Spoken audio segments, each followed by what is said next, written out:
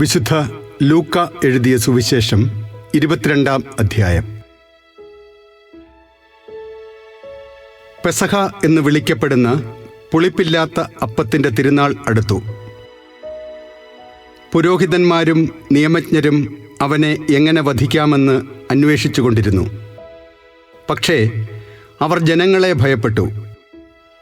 12 പേരിൽ ഒരുവനും സ്കറിയോത്ത എന്ന് വിളിക്കപ്പെടുന്നവനുമായ യൂദാസിൽ സാത്താൻ പ്രവേശിച്ചു. അവൻ പുരോഹിത പ്രമുഖന്മാരെയും സേനാധിപന്മാരെയും സമീപിച്ച് എങ്ങനെയാണ് യേശുവിനെ അവർക്ക് ഒറ്റിക്കൊടുക്കേണ്ടത് എന്ന് ആലോചിച്ചു. അവർ സന്തോഷിച്ച് അവന് പണം കൊടുക്കാമെന്ന് വാഗ്ദാനം ചെയ്തു.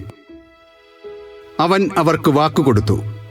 ജനക്കൂട്ടമില്ലാത്തപ്പോൾ അവനെ ഒറ്റിക്കൊടുക്കാൻ അവൻ അവസരം പാർത്തുകൊണ്ടിരുന്നു.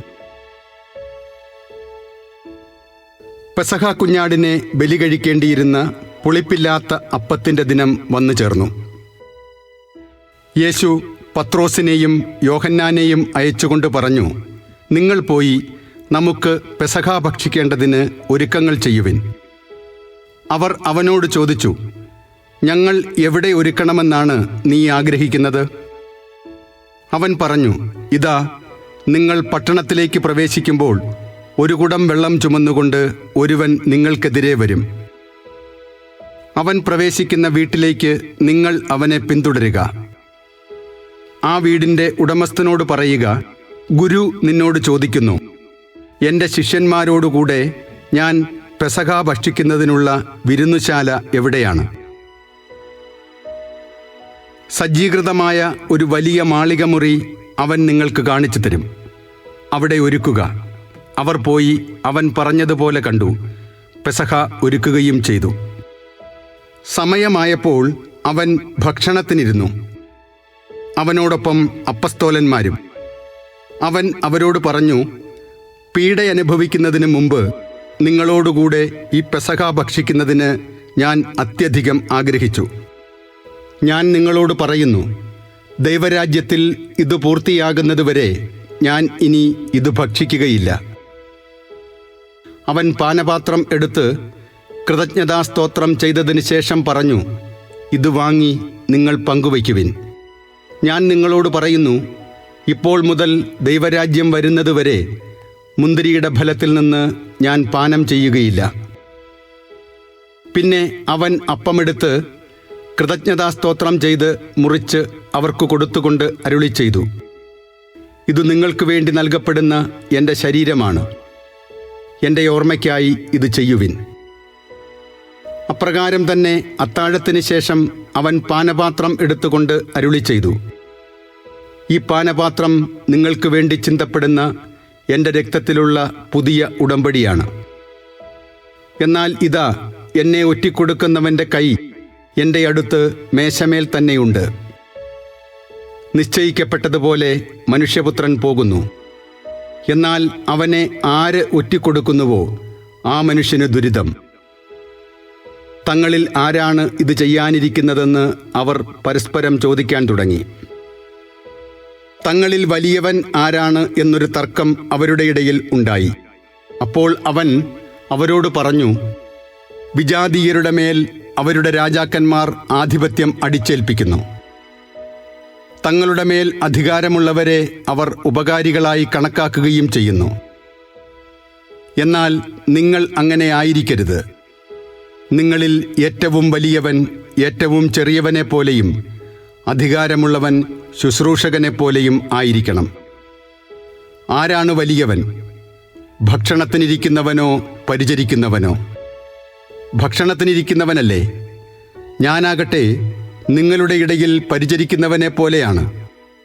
എൻ്റെ പരീക്ഷകളിൽ എന്നോടുകൂടെ നിരന്തരം ഉണ്ടായിരുന്നവരാണ് നിങ്ങൾ. എൻ്റെ പിതാവ് എനിക്ക് രാജ്യം കൽപ്പിച്ചു തന്നിരിക്കുന്നത് പോലെ ഞാൻ നിങ്ങൾക്കും തരുന്നു.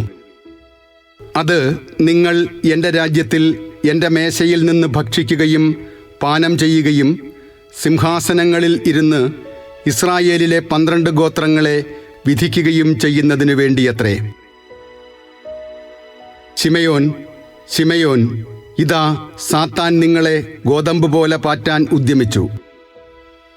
എന്നാൽ നിന്റെ വിശ്വാസം ക്ഷയിക്കാതിരിക്കാൻ ഞാൻ നിനക്ക് വേണ്ടി പ്രാർത്ഥിച്ചു. നീ തിരിച്ചു വന്ന് നിന്റെ സഹോദരരെ ശക്തിപ്പെടുത്തണം. ശിമയോൻ പറഞ്ഞു, കർത്താവേ, നിന്റെ കൂടെ കാരാഗൃഹത്തിലേക്ക് പോകാനും മരിക്കാൻ തന്നെയും ഞാൻ തയ്യാറാണ്. അവൻ പറഞ്ഞു, പത്രോസേ, ഞാൻ നിന്നോട് പറയുന്നു, നീ എന്നെ അറിയുകയില്ല എന്ന് 3 പ്രാവശ്യം നിഷേധിച്ച് പറയുന്നതിന് മുമ്പ് ഇന്ന് കോഴി കൂവുകയില്ല. അനന്തരം അവൻ അവരോട് ചോദിച്ചു, ഞാൻ നിങ്ങളെ മടിശീലയോ ഭാണ്ഡമോ ചെരിപ്പോ ഇല്ലാതെ അയച്ചപ്പോൾ നിങ്ങൾക്ക് എന്തിനെങ്കിലും കുറവുണ്ടായോ? അവർ പറഞ്ഞു, ഒന്നിനും കുറവുണ്ടായില്ല. അവൻ പറഞ്ഞു, എന്നാൽ ഇപ്പോൾ മടിശീലയുള്ളവൻ അതെടുക്കട്ടെ, അതുപോലെ തന്നെ ഭാണ്ഡവും. വാളില്ലാത്തവൻ സ്വന്തം കുപ്പായം വിറ്റ് വാൾ വാങ്ങട്ടെ. ഞാൻ നിങ്ങളോട് പറയുന്നു, അവൻ നിയമലംഘകരോടുകൂടെ എണ്ണപ്പെട്ടു എന്നെഴുതപ്പെട്ടിരിക്കുന്നത് എന്നിൽ നിവൃത്തിയാകേണ്ടിയിരിക്കുന്നു. എന്തെന്നാൽ എന്നെപ്പറ്റി എഴുതപ്പെട്ടിരിക്കുന്നത് പൂർത്തിയാകേണ്ടതാണ്. അവർ പറഞ്ഞു, കർത്താവേ, ഇതാ ഇവിടെ 2 വാളുണ്ട്. അവൻ പറഞ്ഞു, മതി. അവൻ പുറത്തു വന്ന് പതിവ് പോലെ ഒലിവുമലയിലേക്ക് പോയി. ശിഷ്യന്മാരും അവനെ പിന്തുടർന്നു. അവിടെ എത്തിയപ്പോൾ അവൻ അവരോട് പറഞ്ഞു, നിങ്ങൾ പരീക്ഷയിൽ ഉൾപ്പെടാതിരിക്കാൻ പ്രാർത്ഥിക്കുവിൻ. അവൻ അവരിൽ നിന്ന് ഒരു കല്ലേറ് ദൂരം മാറി മുട്ടിന്മേൽ വീണ് പ്രാർത്ഥിച്ചു, പിതാവേ, അങ്ങേക്കിഷ്ടമെങ്കിൽ ഈ പാനപാത്രം എന്നിൽ നിന്ന് അകറ്റണമേ. എങ്കിലും എൻ്റെ ഹിതമല്ല, അവിടുത്തെ ഹിതം നിറവേറട്ടെ. അപ്പോൾ അവനെ ശക്തിപ്പെടുത്താൻ സ്വർഗത്തിൽ നിന്ന് ഒരു ദൂതൻ പ്രത്യക്ഷപ്പെട്ടു. അവൻ തീവ്രവേദനയിൽ മുഴുകി കൂടുതൽ തീക്ഷ്ണമായി പ്രാർത്ഥിച്ചു. അവൻ്റെ വിയർപ്പ് രക്തത്തുള്ളികൾ പോലെ നിലത്തു വീണു. അവൻ പ്രാർത്ഥന കഴിഞ്ഞ് എഴുന്നേറ്റ് ശിഷ്യന്മാരുടെ അടുത്ത് വന്നപ്പോൾ അവർ വ്യസനം നിമിത്തം തളർന്ന് ഉറങ്ങുന്നത് കണ്ടു. അവൻ അവരോട് ചോദിച്ചു, നിങ്ങൾ ഉറങ്ങുന്നതെന്ത്? പരീക്ഷയിൽ അകപ്പെടാതിരിക്കാൻ ഉണർന്നിരുന്ന് പ്രാർത്ഥിക്കുവിൻ. അവൻ ഇത് പറഞ്ഞുകൊണ്ടിരിക്കുമ്പോൾ ഒരു ജനക്കൂട്ടം അവിടെ വന്നു. 12 പേരിൽ ഒരുവനായ യൂദാസാണ് അവരുടെ മുമ്പിൽ നടന്നിരുന്നത്. യേശുവിനെ ചുംബിക്കാൻ അവൻ മുമ്പോട്ട് വന്നു. യേശു അവനോട് ചോദിച്ചു, യൂദാസേ, ചുംബനം കൊണ്ടോ നീ മനുഷ്യപുത്രനെ ഉറ്റിക്കൊടുക്കുന്നത്? എന്താണ് സംഭവിക്കാൻ പോകുന്നത് എന്ന് കണ്ടപ്പോൾ യേശുവിനോട് കൂടെയുണ്ടായിരുന്നവർ, കർത്താവേ, ഞങ്ങൾ വാളെടുത്ത് വെട്ടട്ടെയോ എന്ന് ചോദിച്ചു. അവരിലൊരുവൻ പ്രധാന പുരോഹിതന്റെ സേവകനെ വെട്ടി അവന്റെ വലത്ത് ചെവി ഛേദിച്ചു. അതുകണ്ട് യേശു പറഞ്ഞു, നിർത്തൂ. അനന്തരം യേശു അവന്റെ ചെവി തൊട്ട് അവനെ സുഖപ്പെടുത്തി. അപ്പോൾ യേശു തനിക്കെതിരായി വന്ന പുരോഹിത പ്രമുഖന്മാരോടും ദേവാലയ സേനാധിപന്മാരോടും ജനപ്രമാണികളോടും പറഞ്ഞു, കവർച്ചക്കാരനെതിരെ എന്ന പോലെ വാളും വടിയുമായി നിങ്ങൾ വന്നിരിക്കുന്നുവോ? ഞാൻ നിങ്ങളോടുകൂടെ എല്ലാ ദിവസവും ദേവാലയത്തിലായിരുന്നപ്പോൾ നിങ്ങൾ എന്നെ പിടിച്ചില്ല. എന്നാൽ ഇത് നിങ്ങളുടെ സമയമാണ്, അന്ധകാരത്തിൻ്റെ ആധിപത്യവും. അവർ അവനെ പിടിച്ച് പ്രധാനാചാര്യൻ്റെ വീട്ടിലേക്ക് കൊണ്ടുപോയി. പത്രോസ് അകലെയായി അവനെ അനുഗമിച്ചിരുന്നു. അവർ നടുമുറ്റത്ത് തീ കൂട്ടി അതിനു ചുറ്റും ഇരുന്നപ്പോൾ പത്രോസും അവരോടുകൂടെ ഇരുന്നു.